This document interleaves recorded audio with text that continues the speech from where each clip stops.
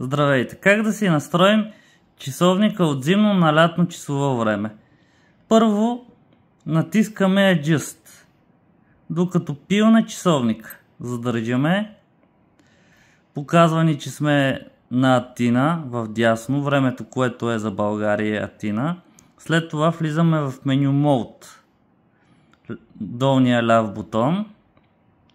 И ни излиза числово времето на DST, OFF или ON. Ние трябва да го направим на ON. ON е за лятно, OFF е за зимно. Натискаме бутона, долния десен бутон. И става на ON. И отляво вече се вижда, че е от 2,5 на 3,5. След това натискаме меню. И може да го направим пак с горния или с горен и долен бутон. От 12 на 24 часа. Тук не. Я го спри.